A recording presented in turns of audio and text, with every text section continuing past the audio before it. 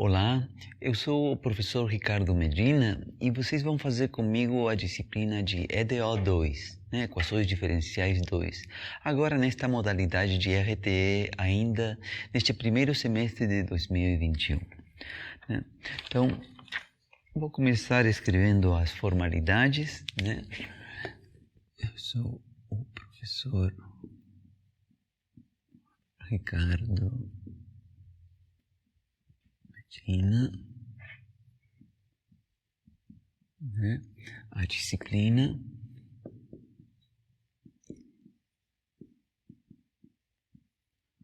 Equações Diferenciais 2, EDO 2, com sigla MAT 022.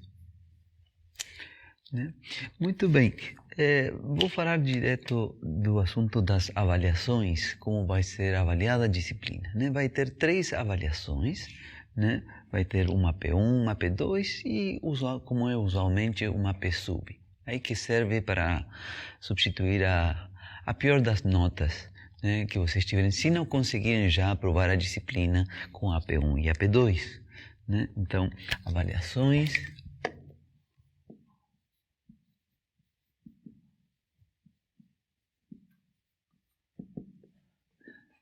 P1 e P2, e aí eventualmente a P-sub.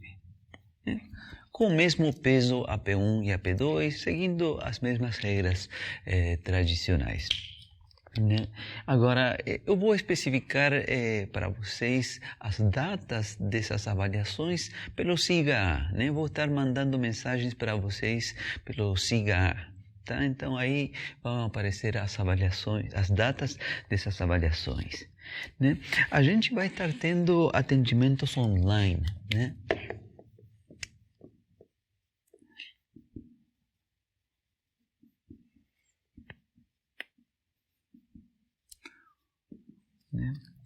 Que significa isso? As aulas propriamente tais eu vou estar mandando para vocês pelo YouTube. Disponibilizando semanalmente as 2 aulas. E vai ter um horário de atendimento adicional àquelas aulas, que vai ser esse horário de atendimento online, que vai ser um horário oficial de aula. Vai ser durante o horário oficial de aula esse atendimento online para vocês tirarem dúvidas sobre o conteúdo que eu vi com vocês nas aulas ou sobre a resolução de exercícios que eu passei para vocês fazerem. Então, esse é um bom espaço para vocês tirarem dúvidas. Então, atendimento online uma vez por semana.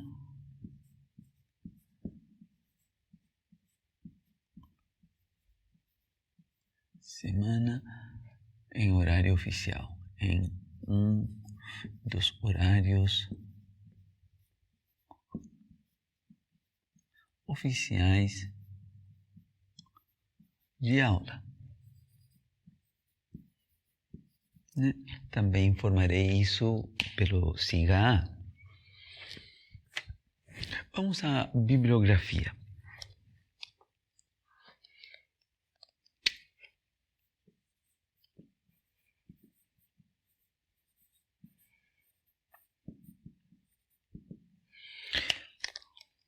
Então, as notas de aula, o que eu vou cobrir com vocês nas aulas, vai ser suficiente para vocês se prepararem para a prova.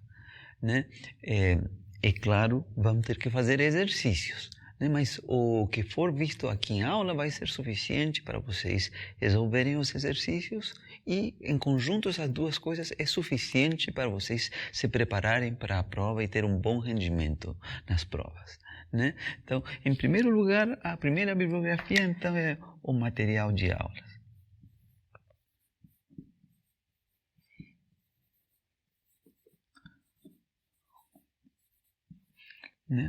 Então, eu vou estar assumindo que vocês vão assistir todas as aulas que eu vou passar para vocês, disponibilizar para vocês pelo YouTube. Não vai ser cobrada nenhum tipo de, entre aspas, frequência, ou não vai ser obrigatório, assim, que vocês assistam essas aulas, mas do meu ponto de vista, eu vou assumir sim que vocês assistiram todas essas aulas, né, e que tomaram as anotações de todas elas, como se fossem aulas presenciais, né? Como falei agora há pouco, para vocês estarem bem preparados, né, para as provas, para as avaliações, é necessário que tenham tomado as anotações de aula e que tenham resolvido as listas de exercícios. Agora, claro, há muitos textos, há muitos livros, né, que abordam as coisas que eu vou ver aqui em aula. Então, aqui eu vou colocar um par de referências só, mas há muitas outras, né? Então, uma delas, que é muito conhecido, é o livro de Boyce e de Prima,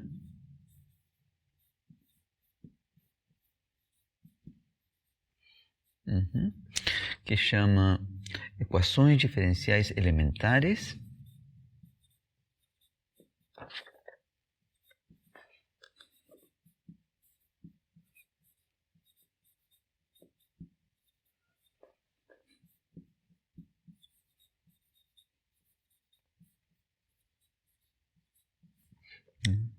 E Problema de Valores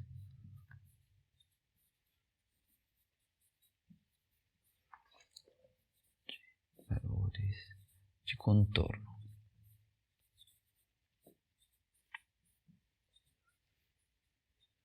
Né? A editora é LTC e tem muitas edições, né? No momento eu conheço até a 10ª, talvez tenha alguma outra, né? Mas é livro que vocês podem conseguir. Hoje em dia na internet vocês podem conseguir os arquivos PDFs desses livros.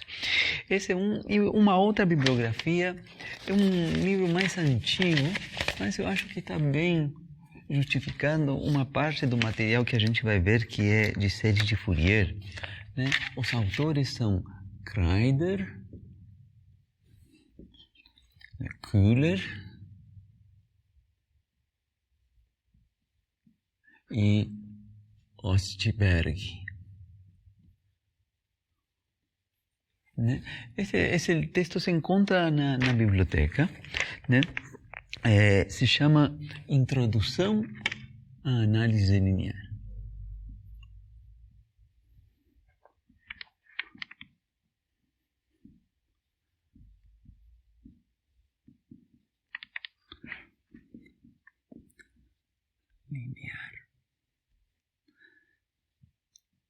São 3 volumes, né? Mas a parte que eu vou usar para o capítulo de séries de Fourier é o volume 2.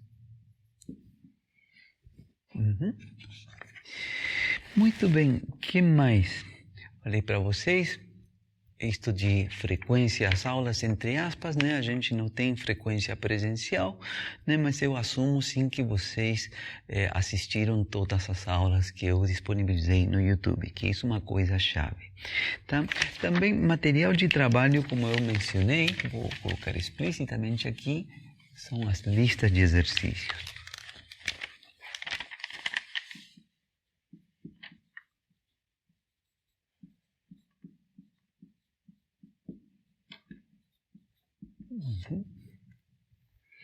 Então, estas listas também serão disponibilizadas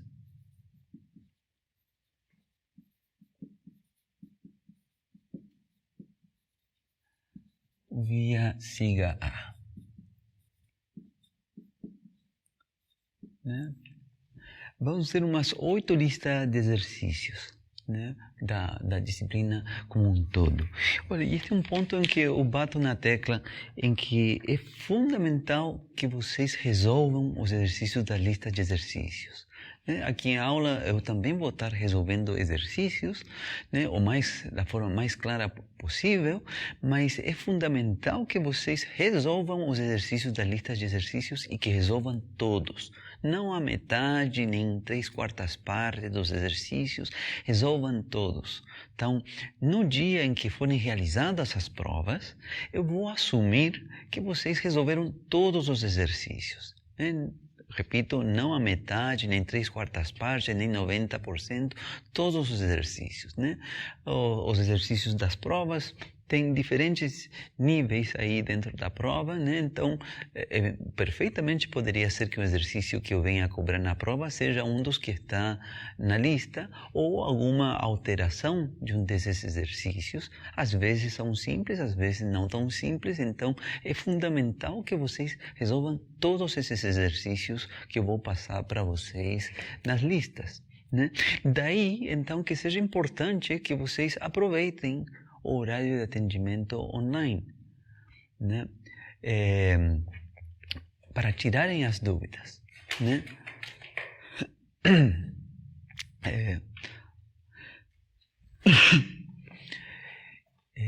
É fundamental isso. Se vocês conseguirem se virar bem para resolver os exercícios das listas, não há problema nenhum, tá? Mas se vocês tiverem dúvidas lá na hora de resolver os exercícios, é fundamental que tirem essas dúvidas, né? Ou com outro colega, ou comigo, aproveitando o horário de atendimento online.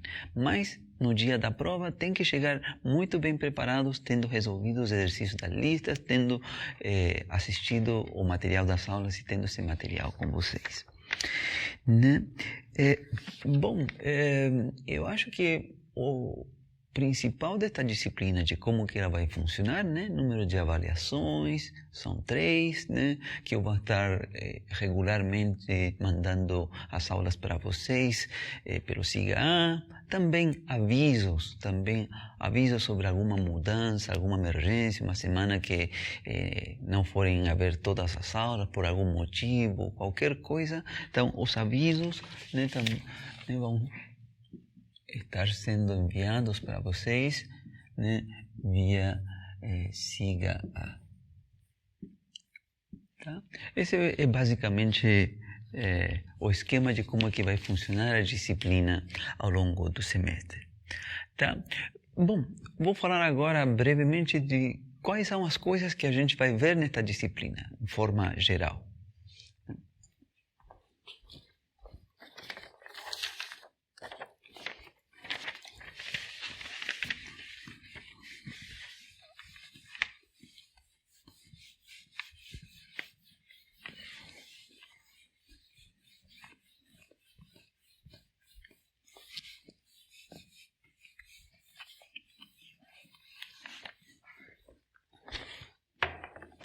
Então,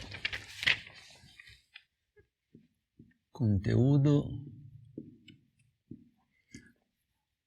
geral da disciplina. Bom, esta é uma segunda disciplina de equações diferenciais, né? É DO2. Então, claro que vai ter equações diferenciais aqui também, né? Mas vamos lá. O primeiro dos tópicos, a grosso modo, vai ser transformada de Laplace.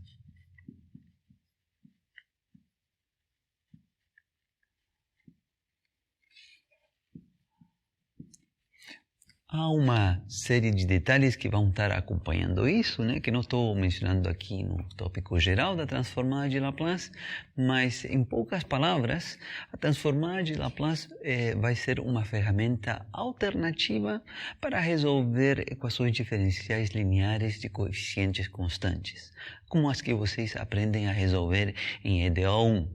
Quando a gente acompanha esses problemas com uma ou mais condições iniciais, é o que se chama um problema de valor inicial, né? Um PVI. Então, a transformada de Laplace vai ser uma ferramenta alternativa, um método totalmente diferente de abordar a resolução desses PVIs, né? De EDOs lineares.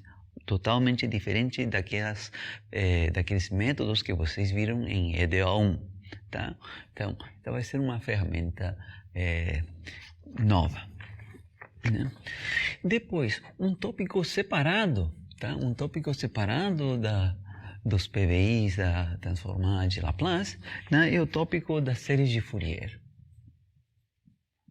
né? Que brevemente mencionei aqui quando mencionei a bibliografia, tá? Sobre séries de Fourier, há muito que tem para se ver, mas a gente vai ver o necessário né, o necessário para saber trabalhar com elas e ver como que elas vão aparecer na resolução de umas equações diferenciais parciais que a gente vai ver. Então, a gente vai ver o necessário, né, aprender a trabalhar com a fórmula de uma série de Fourier, saber sobre a convergência de uma série de Fourier, tá? E ver como que ela aparece como na resolução de umas EDPs peculiares que são conhecidas, umas EDPs lineares como o problema da corda vibrante, por exemplo, né? Então, o terceiro tópico vai ser mesmo aplicação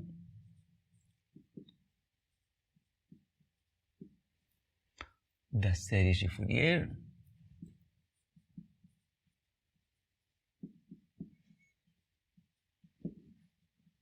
à resolução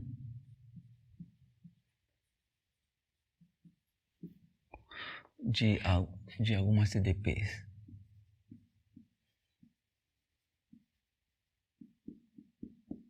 Equações diferenciais parciais.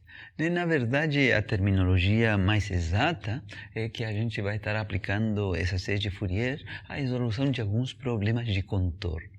Porque este problema da corda vibrante, por exemplo, uma corda de violão, por exemplo, para todos os efeitos práticos, podem pensar numa corda de violão que tem as extremidades presas e que está vibrando, né?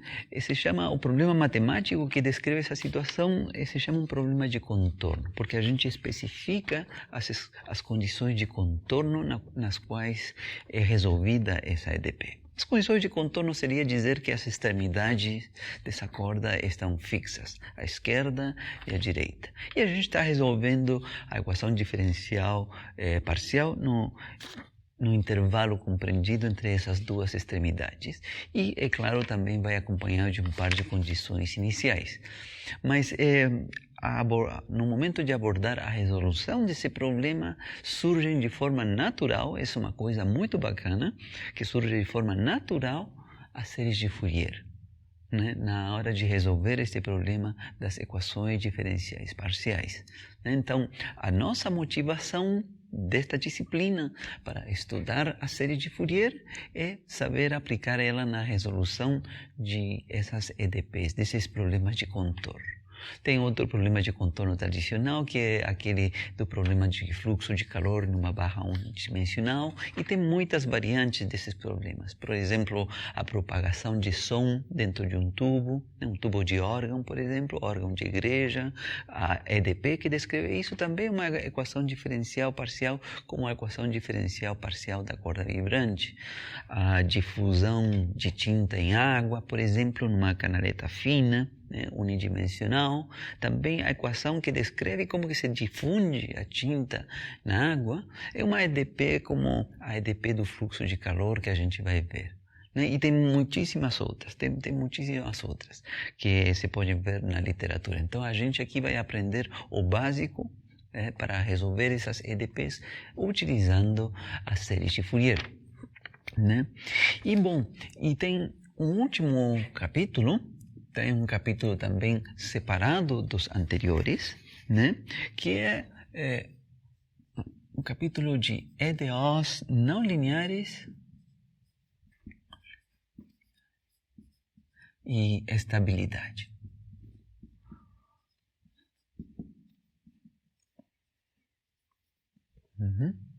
Então, esse é um capítulo que aborda um estudo qualitativo das EDOs não lineares, né?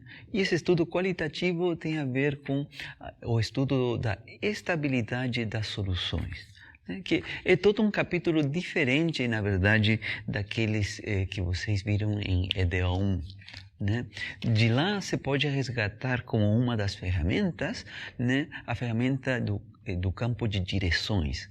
Quando a gente tem uma EDO, por exemplo, de primeira ordem, se constrói um diagrama com campo de direções, com as setinhas, essa ferramenta vem a ser um auxílio importante aqui nestes problemas de sistemas de EDOs não lineares, onde a gente estuda a estabilidade.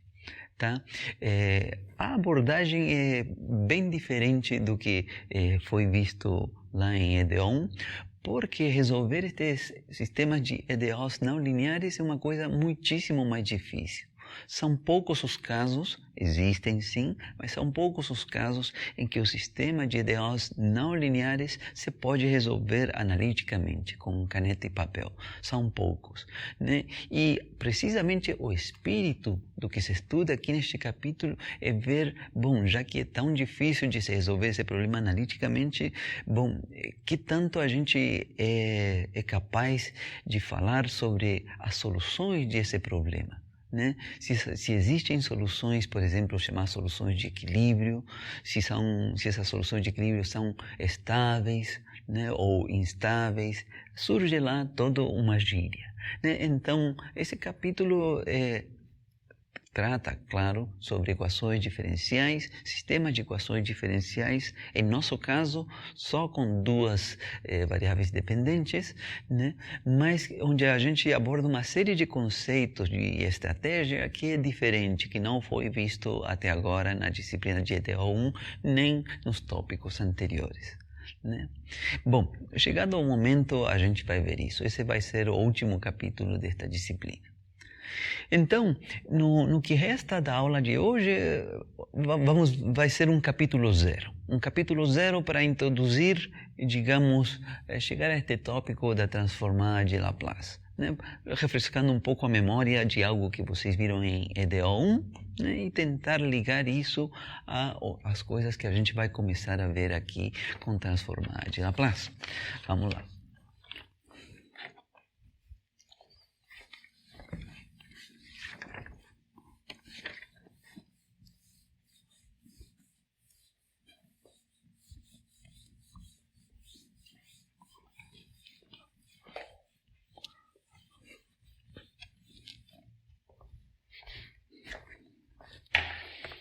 Então, coloquemos aqui capítulo 0.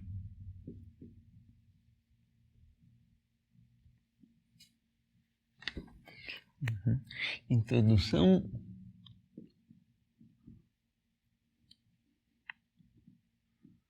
à transformada de Laplace.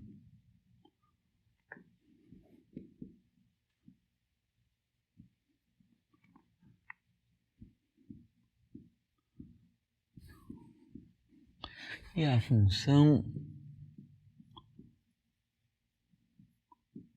delta de Dirac, que é algo que até agora eu não tinha mencionado, mas vai ser importante, sobretudo nesta primeira parte da disciplina. Então, vou começar aqui, então, considerando a revisão do sistema massa-mola. Este é um problema que muito provavelmente vocês consideraram em EDO1. Tá? É um problema muito ilustrativo e muito bacana também, né? Então, porque é um problema aplicado, tá? E vai nos refrescar rapidamente a memória sobre EDOs lineares de primeira ordem, né? Sobre as ferramentas que eram utilizadas lá. Então,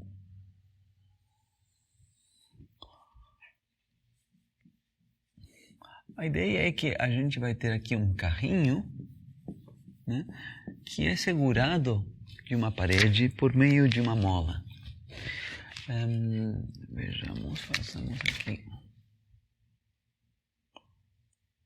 Vou supor que a mola está esticada aqui, ó. E que aqui está o carrinho.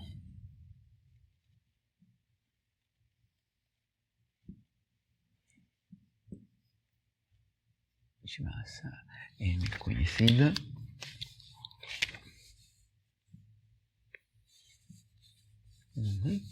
Então, esse sistema de eixos horizontal, né, vai ser colocado no ponto, né, a origem desse sistema vai ser no ponto onde o carrinho se encontra em posição de equilíbrio.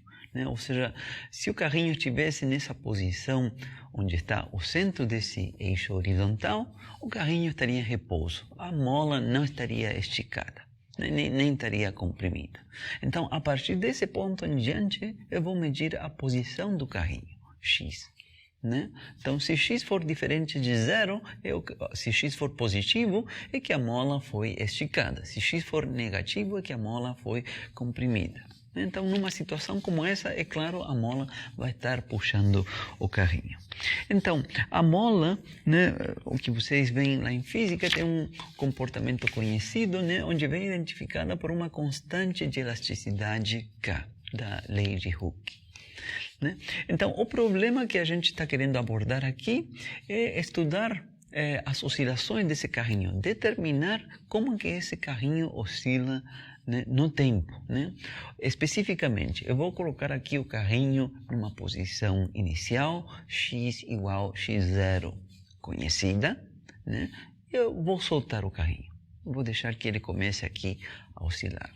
E eu quero determinar como varia a posição x do carrinho como função do tempo. Né? Então, este é um problema que vai acompanhado de condições iniciais, né? Condições iniciais. Né? São duas condições iniciais. A primeira condição inicial é qual é a posição do carrinho em t igual a 0. Né? Eu vou assumir que é algum valor x0 positivo. Né? O carrinho está colocado aqui. Né? E eu vou estar escolhendo como condição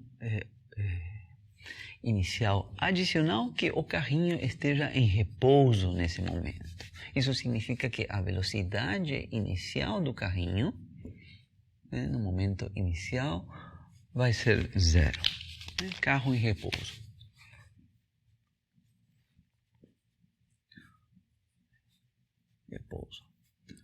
Repouso inicialmente, né? Assim que eu soltar isto e deixar este sistema oscilar, viver, digamos assim, ele vai começar a oscilar e o carrinho vai estar em movimento.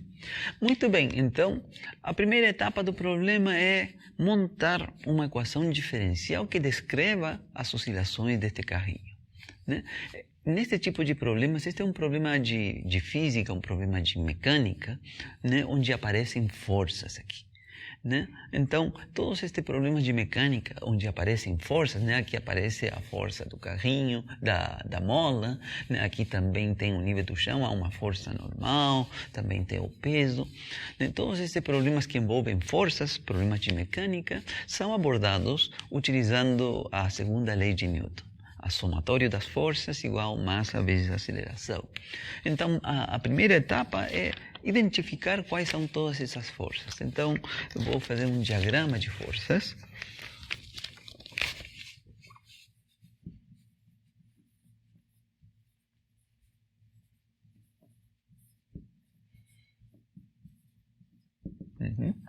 Então, a gente idealiza o carrinho como se fosse um ponto. Tá? Aqui está esse ponto. Tá? Então, tal como eu falei para vocês, por exemplo, uma das forças é o próprio peso do carrinho, né, que está para baixo. O peso, que é a massa dele, vezes g, a aceleração de gravidade, aquele 9,8 metros por segundo ao quadrado. Outra força é a normal, o que está segurando que este carrinho não afunde aqui, né? Então, força normal. Isso do ponto de vista das forças verticais. Mas, na verdade, o que mais preocupa a gente é o que está acontecendo do ponto de vista horizontal, ao longo do eixo X. E aí que a gente tem a força da mola. Né?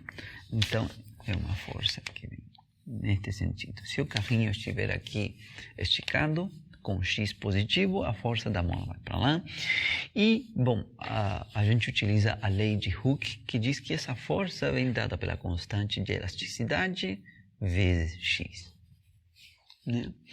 Então aqui, claro, vem a dúvida de se não há alguma outra força horizontal, por exemplo, o atrito, né, do carrinho aqui com o nível do chão, com o chão, né? Se há atrito, poderia existir, e na prática acontece que existe esse atrito, né? A gente vai estar modelando essa situação, simplificando essa situação, assumindo que não existe esse atrito com o chão, né? E também um outro atrito que a gente vai estar ignorando aqui, que a gente vai estar menosprezando, é o atrito do carrinho com o ar, né? Também, em princípio, este carrinho, se for grande demais, né, quando ele se desloca, também o ar presente também produz um atrito, né, com o carrinho quando ele se desloca, em princípio. Se ele for menorzinho, esse atrito diminui. Então, aqui a gente não vai estar considerando, a gente vai estar menosprezando o efeito do atrito, tanto com o ar, tanto com o chão, né? Você pode levar em conta esse atrito? Você pode levar em conta. Isso é verdade. Complica um pouco mais o problema, mas você pode levar em conta e abordar a resolução desse exercício. Por simplicidade, vou estar considerando aqui a situação em que a gente está menosprezando esse atrito. Então, a única força horizontal que estaria participando é a força da mola. Tá? Agora, do ponto de vista das forças verticais, né, o carrinho não sobe nem desce, ele se mantém sempre no eixo X. Então, essas forças vão estar balanceadas, né? Então, a normal sempre vai estar sendo igual ao peso. Uma compensa a outra. E a gente somente vai estar preocupado do que acontece com as forças horizontais. Vamos demandar a segunda lei de Newton, mas somente ao longo do eixo X.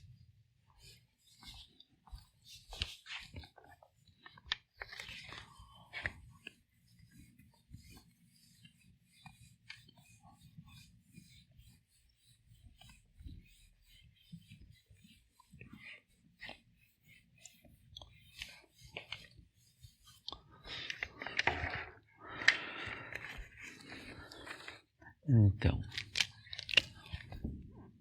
segunda lei de Newton,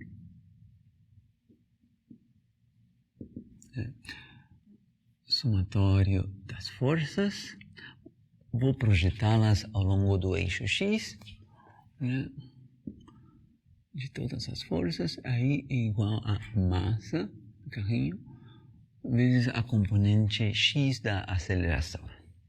Tá? Em nosso exemplo, só temos uma única força do carrinho, que age no carrinho, né? E que é a força da mola. Então, aqui temos Kx, de acordo à lei de Hooke. E do lado direito, massa vezes e aceleração, a componente X da aceleração. Aqui vem os conceitos de cálculo 1, né? Essa aceleração que está aí é a aceleração instantânea, né? E vocês veem em cálculo 1 que a aceleração instantânea é a segunda derivada com respeito ao tempo da posição do carrinho, né? A velocidade instantânea é a primeira derivada, a aceleração instantânea é a segunda derivada. Há um detalhe importante nesta equação que eu omiti propositalmente, e agora vou corrigir, e é que esta força, né, está agindo segundo o eixo X negativo, né? O eixo X positivo é nesse sentido, e esta força da mola está agindo no sentido contrário. Então aqui vai um sinal menos. Tá? Esse sinal menos é chave. Se eu não levar ele em conta, se eu montar a EDO com um sinal mais, eu chego numa solução que está totalmente errada, né? Um simples descuido com esse sinal pode ter uma consequência muito forte na hora de resolver o problema. Tá? E, de fato, para este problema, se a gente resolver com o sinal mais aí, se encontra que não é uma solução que descreve oscilações de um carro que esteja oscilando, etc. E quando a gente leva em conta esse sinal, de fato aparece uma solução que descreve oscilações, né, de uma função x que oscila no tempo. Então, em princípio, essa é a nossa equação diferencial, só que eu vou escrever ela num formato mais familiar, né? Vou escrever ela como m segunda derivada de x de t2 mais kx igual a 0, né? Eu coloquei esse termo menos kx do lado direito e tudo isso foi igualado a 0. Eu poderia parar aí e já simplesmente falar que isso, o que está aqui, é uma equação diferencial de segunda ordem e uma coisa importante é que é linear, né? E mais ainda, é linear e de coeficientes constantes. Isso seria suficiente. Eu vou seguir uma convenção que se faz, né, que é dividir isto pela massa e se define uma nova constante. A gente não é obrigado a fazer isso, mas para acompanhar o formato, a resposta, seguindo a convenção usual, né? Então aqui a gente divide pela massa. Então aqui vem segunda derivada de x com respeito a t mais k sobre m x igual a 0. Então, esta é a equação diferencial para a incógnita do exercício, que é a posição x do carrinho, né? EDO para x de t. Essa vai ser nossa primeira equação, né? E é esta EDO que vai acompanhada de um par de condições iniciais, né? Quanto vale x em t igual a 0, que a gente falou que é x0, e quanto vale a velocidade de x de t em t igual a 0, que é 0, carrinho em repouso, né? Agora, então, acompanhemos o comentário aqui mencionando, né? E estas são boas notícias, que esta é uma EDO linear, né? Então, EDO linear. Quando o lado direito nessa EDO tem a função nula, né, a gente chama essa EDO linear de homogênea.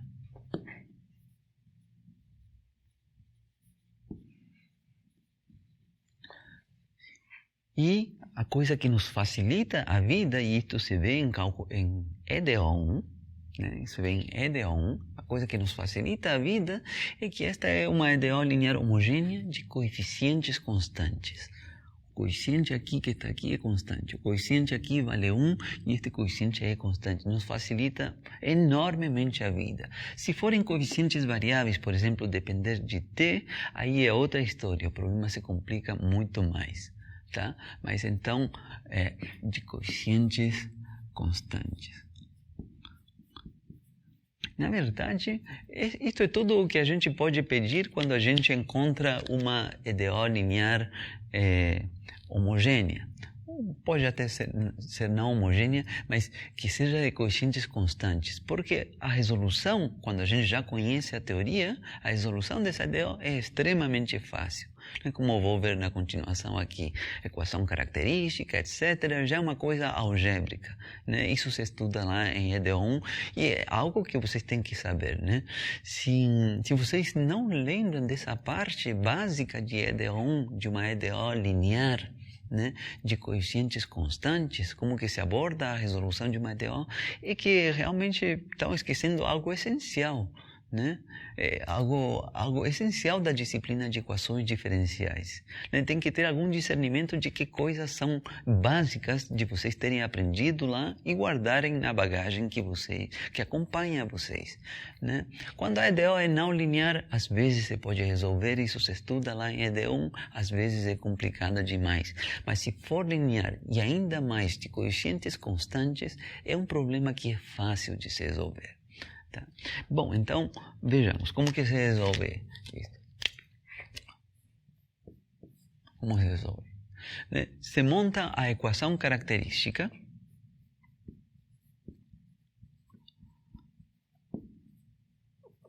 associada a essa EDO, né? Essa equação característica é, por cada derivada, ordem de derivada que aparece, a gente coloca uma potência de R, né? Aqui derivada de ordem 2, R ao quadrado, mais, né? Aqui está a derivada de ordem zero, aqui vai um R elevado a zero, né? E aqui eu colocaria K sobre M.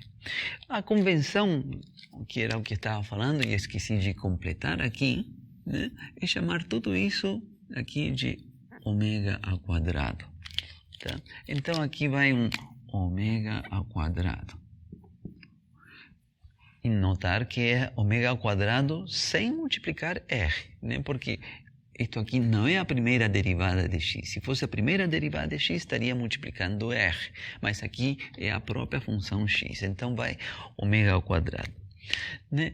Esse ômega ao quadrado, se a gente fizer uma análise dimensional, né, da constante elasticidade dividido por a massa, a gente encontra que isso possui unidades de 1 sobre tempo ao quadrado, 1 sobre segundo ao quadrado.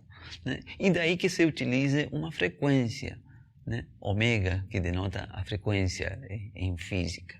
Né? Mas para todos os efeitos pragmáticos, a gente não é obrigado a fazer essa substituição, mas resulta muito conveniente e porque o identifica depois com a frequência com que está vibrando, a frequência das oscilações do carrinho. Né? Então, mas não esqueçamos, então vou manter escrito aqui num canto, aqui, o que é esse ômega? É a raiz quadrada de K sobre M, tá? Para não perder de vista. É conhecido, né? Se for conhecida a massa do carrinho, né? Se for conhecida a constante de elasticidade da mola, né? É conhecida essa frequência, tá? Então, no que resta do exercício, vou trabalhar com essa frequência, na verdade, uma frequência angular. Então, estamos resolvendo a equação característica. É uma equação de segundo grau, é super simples de resolver esta. R ao quadrado igual menos ômega ao quadrado. Então, se R ao quadrado é negativo, significa que as raízes desta equação de segundo grau são imaginárias puras. Né? Daqui vem que R é ou mais ou menos I ômega. Imaginárias puras. Né? E agora, então, é onde eu apelo ao conhecimento que vocês têm da disciplina de EDO1. Quando se estuda uma EDO linear homogênea de segunda ordem, de coeficientes constantes, como é o caso aqui, lá em EDO1, se estuda que há 3 casos, né, e para cada um dos casos a solução tem um certo formato. Né? Então, este caso daqui, que é quando aparecem raízes complexas, né, complexas conjugadas, na verdade, né, nesse caso, a solução da EDO possui uma solução com este formato. X de t igual uma exponencial de alfa t vezes uma constante arbitrária a cosseno de ômega t mais uma constante arbitrária b seno de ômega t. Esta é a solução geral da equação diferencial quando na equação característica aparecem alfa mais menos I ômega, raízes complexas conjugadas com parte real alfa e parte imaginária ômega. Né? Não vou revisar isso porque isso faz parte da disciplina de EDO1 e é parte importante que vocês têm que saber. Né? Repito, EDOs lineares de coeficientes constantes é algo que vocês têm que saber de EDO1. Mas é que esqueci lá atrás. Tudo bem, vai ter que revisar porque isso é algo importante. Vai ter disciplina de engenharia, por exemplo, onde isso vai aparecer.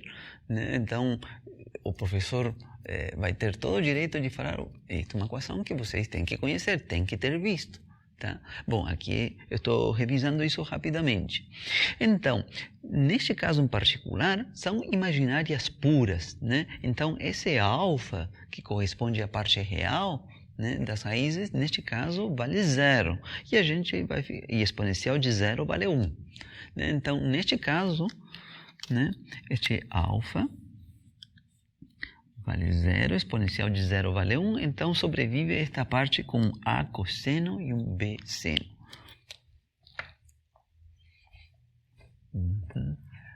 Vou apagar aqui nosso desenho.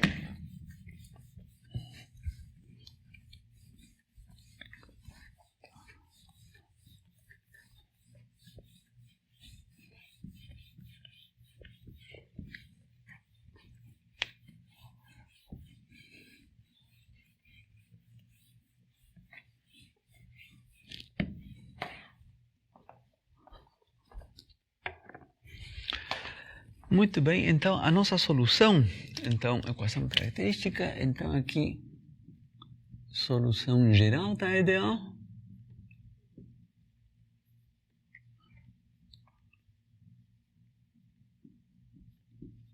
é x de t. Então eu já mencionei que aqui é a exponencial de alfa t, neste caso dá 1 simplesmente, então aqui vai um a cosseno de ômega t mais um b seno de ômega t. Esta é a solução geral, né? Vai acompanhada de duas constantes arbitrárias, que é o que se espera que aconteça numa EDA de segunda ordem.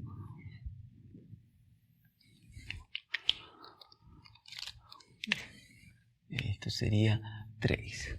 Bom, a gente já vê aqui, né, que aqui apareceram funções oscilantes, seno e cosseno, né, que já está antecipando que o movimento do carrinho vai ser algo que oscila mais, sobe e desce, né?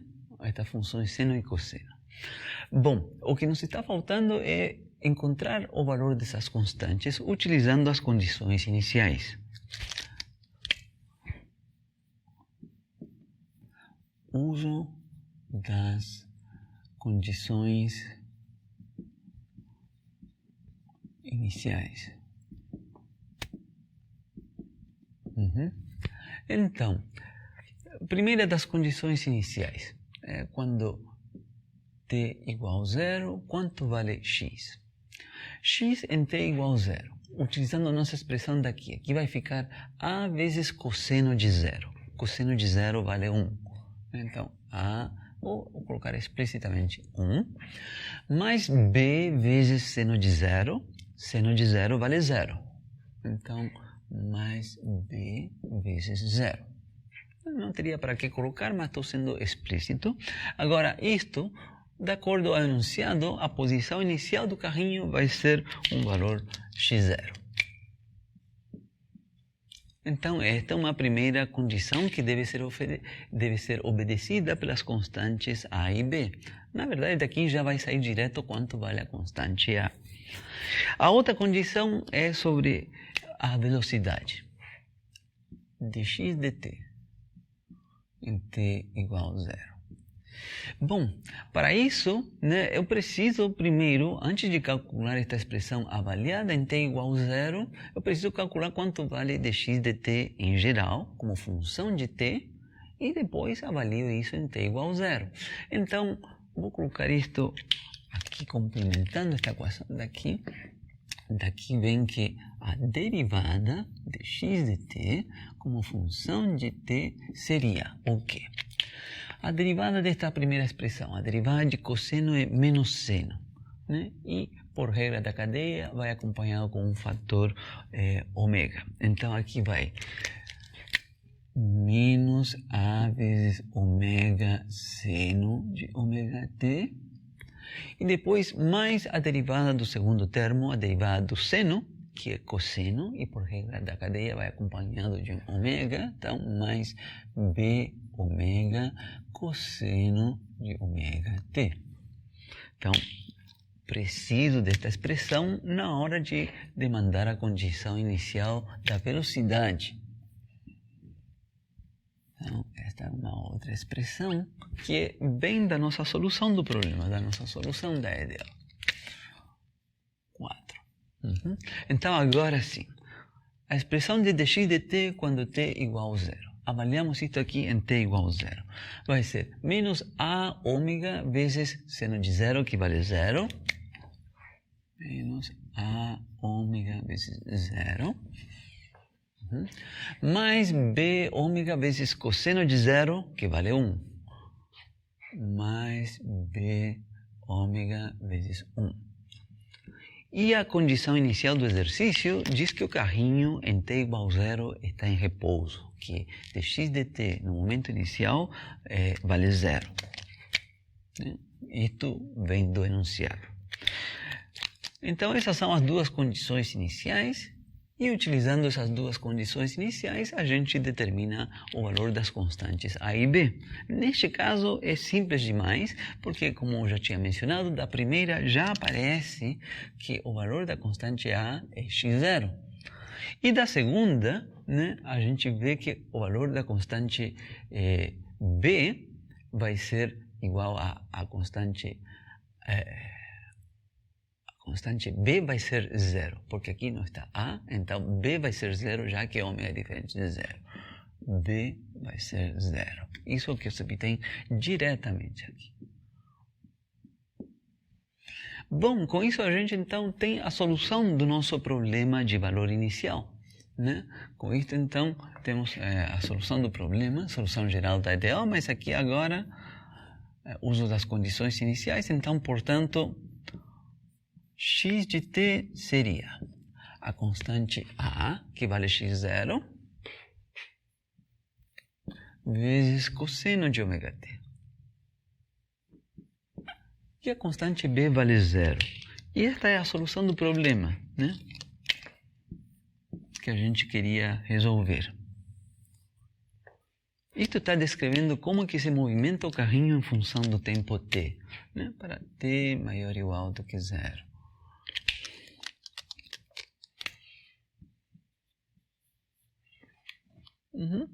Então, nesses exercícios, que são bastante aplicados, quando a gente obtém a solução, não é bom simplesmente se conformar com o cálculo técnico, matemático, que é fundamental, isso que a gente aprende nesta disciplina, mas é bom checar ou tirar proveito da expressão que a gente tem à nossa disposição para ver se reproduz algo que a gente espera, Neste caso, isto está descrevendo como que o carrinho se desloca no tempo e a gente espera que isso seja uma coisa que oscile no tempo, como de fato acontece com a função cosseno, Então, representemos isto aqui.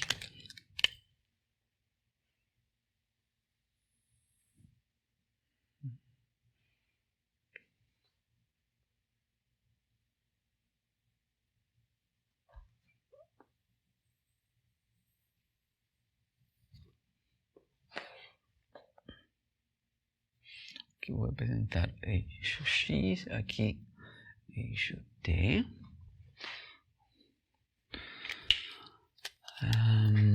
Vejamos por aqui. Por aqui.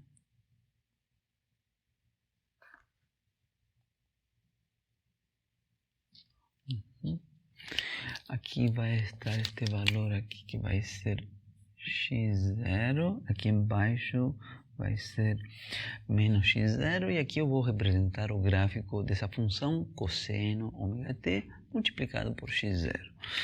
Então vai ser...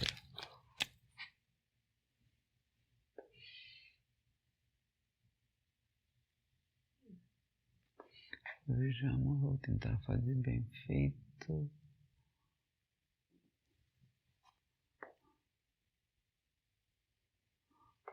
É isso ali. Isso ali, aqui.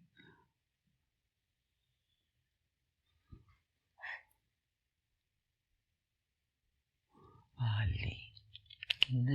Esse é o gráfico dessa função cosseno. Não estou fazendo o gráfico para t negativo, porque a gente está interessado no nosso problema a partir de t igual a 0 em diante. Mas essa é a nossa função cosseno, que aqui continuamente permanece oscilando entre menos x0 e mais x0. Menos x0, notem, se eu estiquei o carrinho numa posição x0, diz que o carrinho depois retorna e recua, digamos, exatamente x0 unidade de distância, mas para o lado esquerdo, e depois volta aqui para um valor de mais x0 unidades e permanece oscilando. De acordo ao que a gente modelou aqui neste exercício, este carrinho fica oscilando eternamente, sem parar, né? Oscila entre um valor mais x0 e menos x0. Mais x0 e menos x0 nunca para, né? Se a gente fizer a experiência na prática, ele vai oscilar, mas depois de algum tempo ele vai parar de oscilar. E o motivo pelo qual isto não está reproduzindo essa situação é porque a situação cotidiana da prática é uma situação em que há atrito. Há atrito do carrinho com o ar ou com o chão. Se a gente tivesse levado em conta o efeito desse atrito na nossa modelagem, na nossa análise de forças, né, teria aparecido que esse carrinho tende a parar. Tá? Mas por causa dessa idealização, se não houver atrito, se realmente a gente colocar um dispositivo onde o carrinho não tiver nenhum tipo de atrito, ele permaneceria oscilando eternamente, né? Bom, e uma coisa que é de interesse aqui, né, é averiguar, já que tem uma função cosseno, isso significa que este é um movimento que é periódico, né? E, bom, e se é periódico, qual é o período destas oscilações? Bom, isso a gente pode determinar. Então, o período seria o tempo que transcorreu desde que começou aqui em x0 e que volta de novo a estar localizado na posição x0. Quanto tempo transcorreu aqui? Quanto vale? Qual é o valor do tempo t aqui? Bom, isso não é difícil, né? Por exemplo, se fosse a função cosseno de t, simplesmente esse período é 2π. Né? O período das funções seno e cosseno, quando o argumento é simples, seno de x, cosseno de x, o argumento o período é simplesmente 2π. Quando leva esse fator ômega, é que, na verdade, se corrige isso e aparece que o período é 2π sobre ômega. Né? Uma forma simples de ver isso por exemplo, averiguando, por exemplo, quando é o primeiro instante de tempo em que este cosseno de aqui zera. Né? Aqui o carrinho, eu coloquei em posição x0, ele começa a recuar e passa pela posição de equilíbrio x igual a 0, que aqui, quanto tempo transcorreu para isso? Bom, é só resolver a equação cosseno de ômega t asterisco, vou chamar aqui, igual a 0. Né? E qual é a primeira raiz da função cosseno de u? Né? Cosseno de u igual a 0. A primeira raiz dela acontece quando u igual π sobre 2. Né? Então, esse tempo t asterisco é π sobre 2 ômega. Então, aqui o valor que vai aqui é π sobre 2 ômega. Bom, esse tempo que transcorreu ali, né, é fácil de se argumentar que é 1/4 do tempo total que o carrinho precisa para voltar à posição inicial, x0. Né? 4 vezes isso. Então, se a gente multiplicar isso por 4, aqui precisamente aparece 2π sobre ômega. E essa é a fórmula do período. Né? O carrinho, né, está descrevendo um movimento periódico com um período t igual a 2π sobre ômega. Isto em física recebe o nome de movimento harmônico simples, né, que descreve o carrinho. Bom, este então é um primeiro exemplo para refrescar a memória de como lidar com este tipo de situações, que aparece uma EDO, tem que montar essa EDO, resolver essa EDO, que foi uma EDO linear, né? Utilizei a ferramenta que se vê em EDO1, equação característica, etc. Encontrar a solução geral da EDO, conhecida a solução geral da EDO, depois a gente determina o valor das constantes A e B, que inicialmente eram arbitrárias, ficam determinadas elas quando a gente demanda as condições iniciais.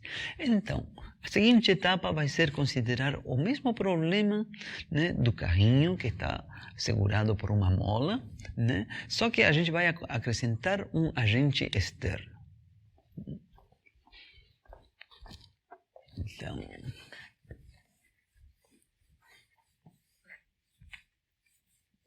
eu tinha aqui em cima que ômega é raiz de k sobre m, né? Eu vou manter essa informação ali em cima, tá? Eu apaguei, mas vou escrever de novo.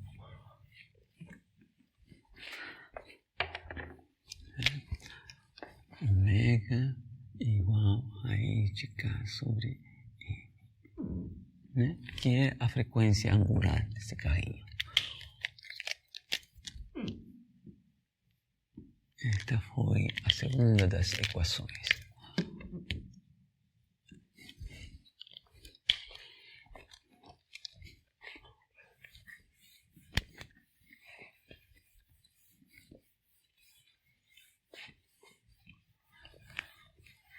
Muito bem. Então, agora, item 0.2. Então, é revisão do sistema massa mola forçado.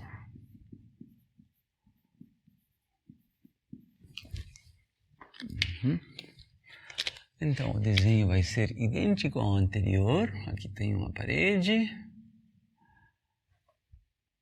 Aqui está o chão.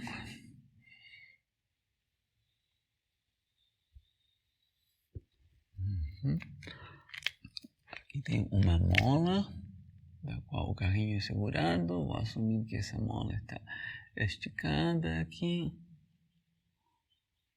Ali. Aqui está o nosso carrinho.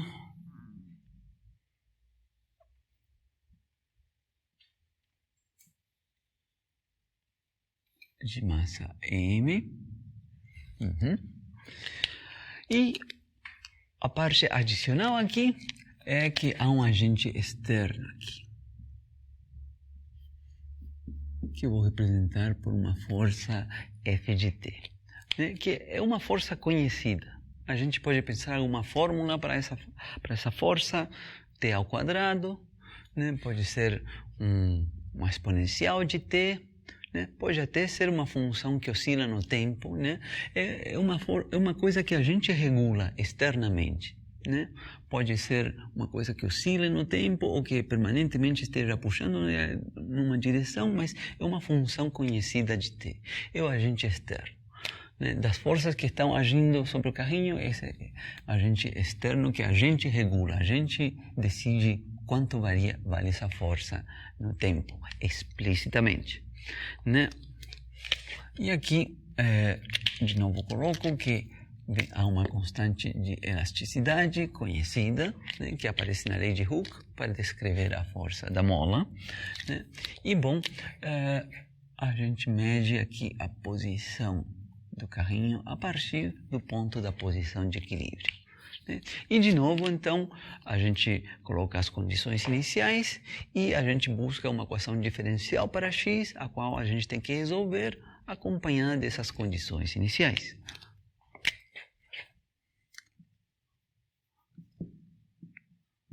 Condições iniciais. Então, vou utilizar as mesmas condições iniciais do caso anterior, né? No momento inicial, quando t igual a 0, a posição de carrinho é algum valor x0 conhecido, positivo, né? E também a gente vai assumir que inicialmente o carrinho se encontrava em repouso. Essas vão ser as nossas condições iniciais, que são as mesmas do caso anterior, né? Então, a primeira parte é a busca de uma equação diferencial para x de t, né? Então, primeiro, eu vou colocar aqui busca de uma ideal para a nossa incógnita, que é a posição do carrinho como função do tempo t.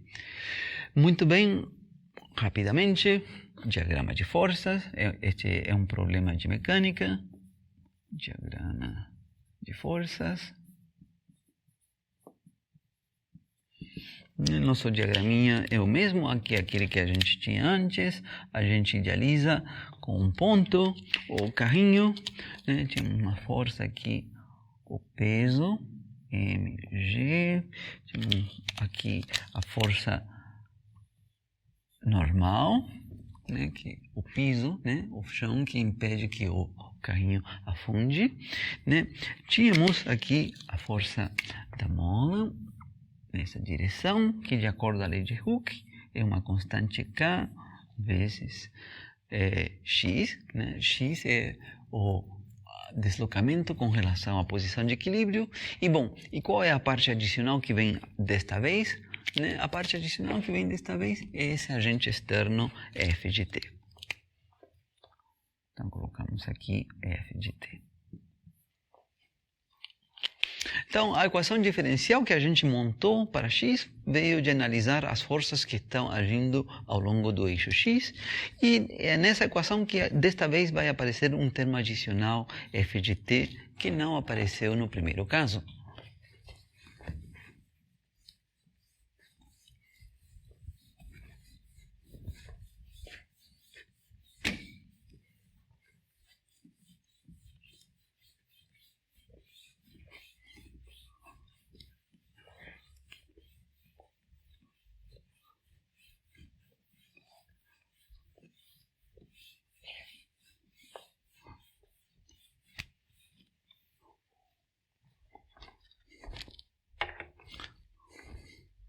Então, segunda lei de Newton,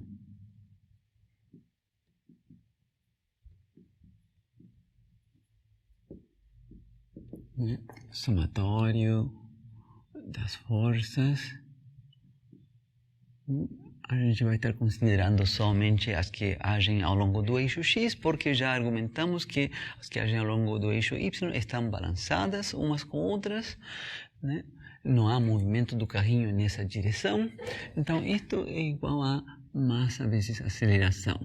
Neste caso, a componente x da aceleração. Muito bem. O que a gente escreveu no caso anterior? Do lado esquerdo escrevemos menos kx, né? Menos porque a mola está apontando, a força da mola está apontando no sentido negativo do eixo x, né? E do lado direito, aqui o termo da aceleração instantânea, que é a segunda derivada de x com respeito ao tempo t. A parte adicional que a gente tem que acrescentar agora é que ao longo do eixo x, tal como aparece em nosso diagrama de forças, a gente tem aqui uma força F de t, um agente externo, mas que é uma função conhecida. Bom, e a gente reescreve isto de novo, arruma isto num formato padrão, que seja familiar para a gente. Então seria m vezes segunda derivada de x com respeito a t, mais kx, né, igual ao Fzão de t. Né? Agrupei esse termo kx com esse termo da segunda derivada, eu inverti, coloquei esse termo no primeiro membro da igualdade e mantive o f de t, desta vez no segundo termo. Então, essa é a nossa equação diferencial. Só por seguir a convenção, não é obrigação, a gente poderia parar aí e fazer o tratamento da resolução do problema, mas só por seguir aquela convenção de que apareça a frequência angular das oscilações do movimento, né? Aqui dividido por m. Então, d2x dt2 mais k sobre mx, e aqui vai ficar 1 sobre m multiplicando a força externa, né? E chamamos isso que está aqui de ômega ao quadrado, né? Lá no canto mantive que a expressão de ômega é raiz de k sobre m. Então, finalmente, a gente tem aqui a nossa equação diferencial para x. Mais ômega ao quadrado x igual 1 sobre m vezes Fzão de t.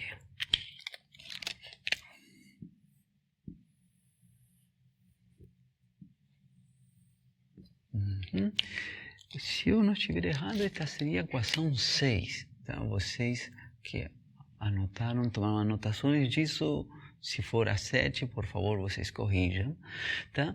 Mas, bom, claramente, né? Se este agente externo f de t for zero, se ele não estiver presente, fica a equação diferencial que a gente teve no caso anterior, né? Agora que ele está presente, fica dessa forma.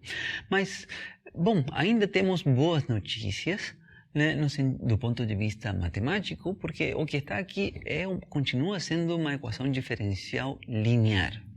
Só que desta vez não é homogênea, tem um termo, uma função de t do lado direito, mas continua sendo uma EDO linear, né? Que é algo que se estuda em detalhe em EDO 1. Então, EDO linear não homogênea.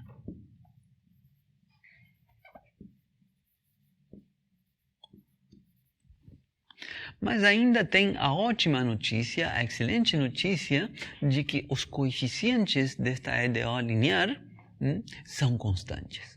O que está aqui são constantes. Isso facilita enormemente a resolução da EDO de coeficientes constantes. Muito bem, então agora a gente parte para resolver esta EDO que é linear não homogênea. Então, segunda etapa, resolução da EDO.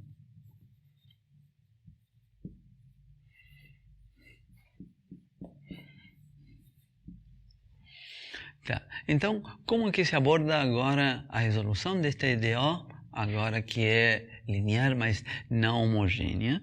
Aí tem a teoria das EDOs lineares, que vocês veem em EDO 1, né? Mas o que se aprende de lá é que a solução da EDO, x de t, vai vir dada por uma soma de duas contribuições. Uma delas é uma solução particular dela, xp de t, e outra delas é a solução da EDO homogênea. Né? Então, comecemos pela parte mais simples, né? Mas isso é um teorema, né? O que eu estou escrevendo aqui é um teorema que se estuda lá em EDO 1. A parte mais simples do resultado, que é a solução da EDO homogênea associada. A EDO homogênea associada é quando a gente reconsidera esta EDO colocando um zero do lado direito. E essa EDO foi a que a gente resolveu no caso anterior, né? Isto nos fornece a expressão A cosseno de ômega t mais B seno de ômega t, onde A e B são as constantes arbitrárias, né? Então, essa é a parcela, né, da solução que contém as constantes arbitrárias. Esta outra parcela, xp, a solução particular, não contém nenhuma constante arbitrária. Bom, coloquemos isto aqui.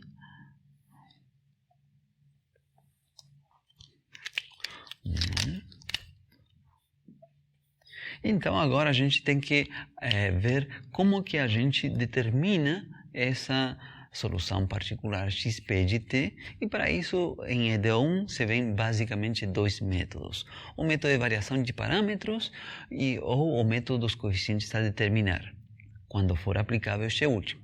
O método de variação de parâmetros serve sempre para qualquer função f de t, né? Mas o método dos coeficientes a determinar serve para alguns formatos, né? Exponencial, cosseno vezes algum polinômio na frente, etc. Isso se vê lá em EDO. Mas vou mencionar brevemente como que se faz para determinar isso.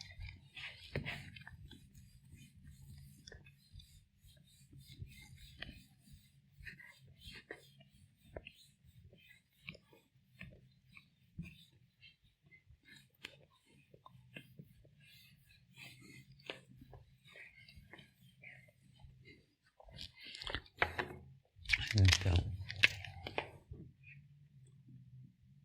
como determinar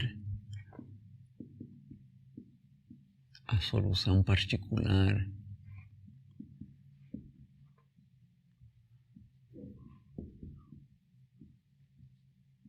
xp de t.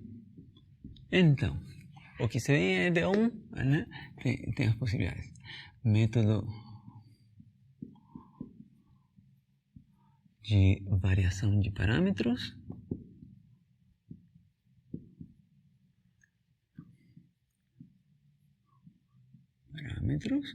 Que esse método é sempre aplicável, né? E se temos a alternativa também de considerar o método dos coeficientes a determinar.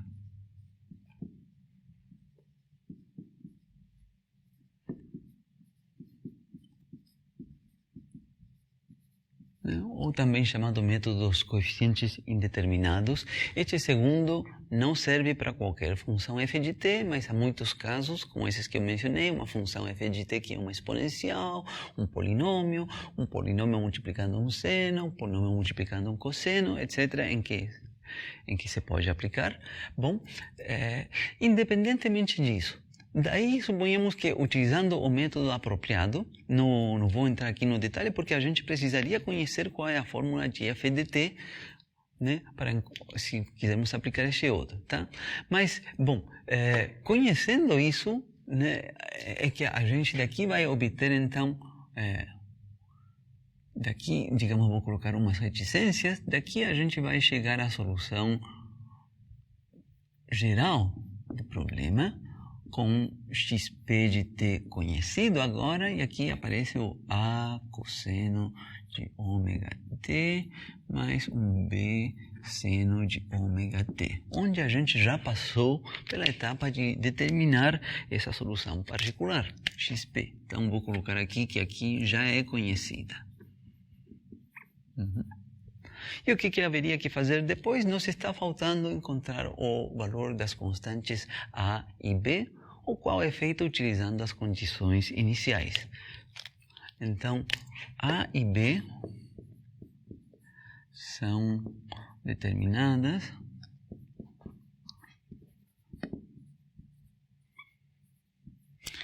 utilizando as condições iniciais.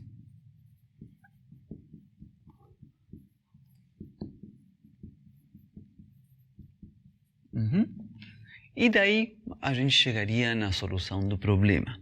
É assim como a gente aborda a resolução deste problema utilizando o que se vê em EDO1. Né? Então é aqui que eu pego o gancho, porque eu quero mencionar que esse problema, que é com uma EDO linear não homogênea, se pode resolver com uma ferramenta que é totalmente diferente a essas que foram relembradas aqui, que vocês veem em EDO1, e essa ferramenta é a transformada de Laplace. Então,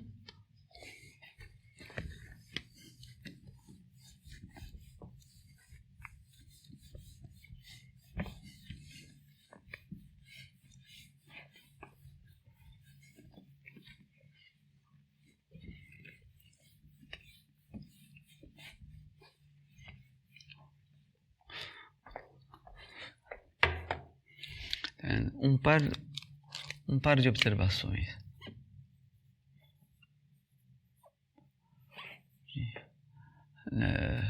Não, observação. Vou colocar aqui observação.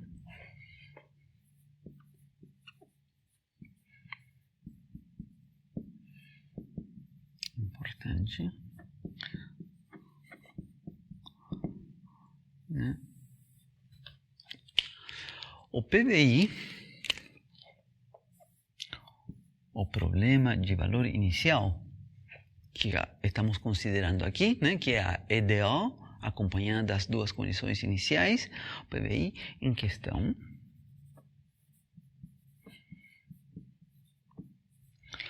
pode ser alternativamente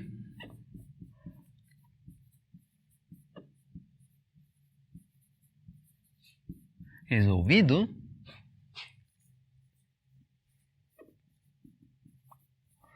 utilizando uma ferramenta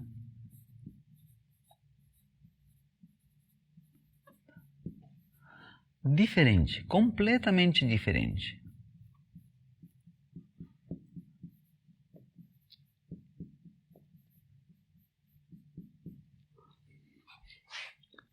Diferente.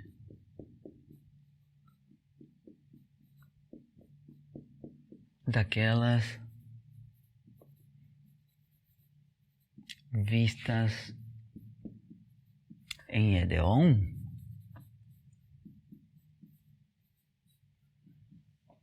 né? E essa ferramenta vai ser a transformada de Laplace.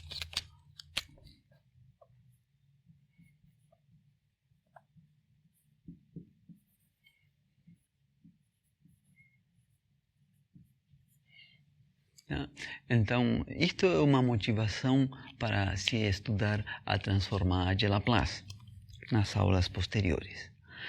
Esse é um comentário, uma observação importante. Agora vem uma dúvida de interesse, né, que surge neste problema do sistema massa-mola forçado. Agora vou colocar aqui dúvida de interesse.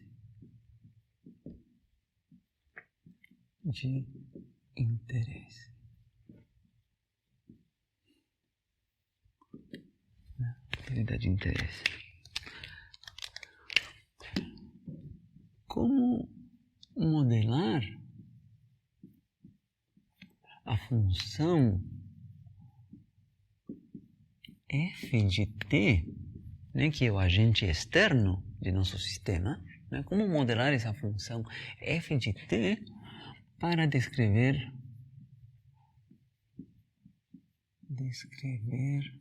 uma martelada.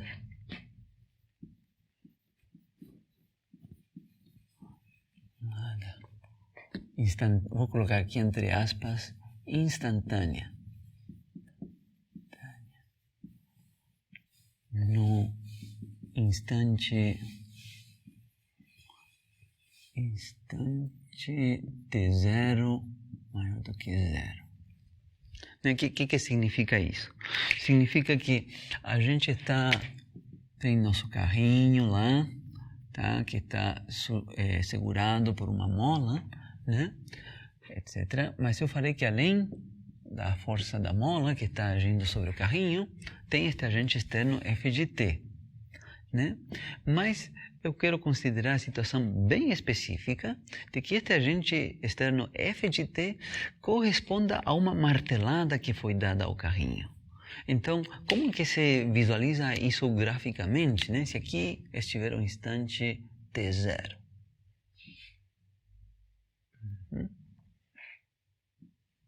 Se aqui estiver. Uma martelada é uma força que é muito intensa, né? E que acontece tudo isso numa vizinhança de t igual a t0. Na verdade, a palavra instantânea eu fiz questão de colocar entre aspas, porque não acontece num único instante, acontece em frações de segundo, milésimos de segundo. O martelo se aproxima aqui, tem um contato com o carro durante milésimos de segundo, uma força que é muito intensa e depois a força some, digamos, vira 0. Então, do ponto de vista gráfico, você vê uma coisa assim, como que aqui numa vizinhança de t igual a t0, tem uma força aqui muito intensa e depois continua sendo 0. E antes também vinha sendo 0. Então eu digo que não é estritamente falando instantânea, porque a força é não nula numa vizinhança de t igual a t0. Né? Isso se aproxima cada vez mais da idealização de ser instantânea se esse intervalo em torno da vizinhança cada vez seja menor. Tá? E então, a gente poderia buscar alguma função que satisfizesse isto e a gente coloca na equação diferencial. Né? Uma função assim que seja 0 em todas as partes, exceto na vizinhança, e que aqui cresça como um pico. Em princípio, você pode fazer. Mas há uma modelagem, né, que curiosamente é a situação em que a gente considera esta vizinhança tendendo para zero e aqui o pico crescendo mais e mais intensamente, que é de muita utilidade, né? E essa é a modelagem em que a gente descreve esta função f de t, utilizando aqui a chamada função delta de Dirac, ou função impulso unitário. Aqui surge, né, nesta modelagem,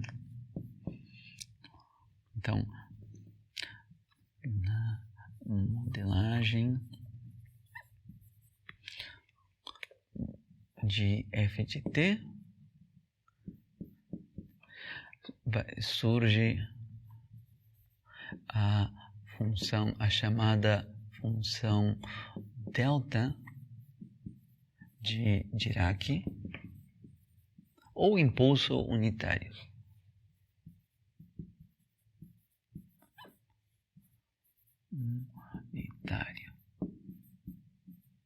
Tá? Delta de t menos t0. Tá? E tem muitas aplicações com isso e curiosamente a gente pensaria à primeira vista que se complica mais a situação por causa de ser de comprimento nulo, intervalo e aqui de altura infinito, mas curiosamente a resolução da EDO utilizando a função delta resulta muito mais simples do que utilizando uma outra função que descrevesse isto daqui, né? Então, isto vai aparecer, né, no nosso tratamento das EDOs, que a gente vai ver aqui nesta primeira parte, né, onde a gente utiliza a transformada de Laplace. E a transformada de Laplace sabe lidar com esta função impulso unitário. Então, é algo que a gente vai ver nas próximas aulas, né? Então, paramos por aqui.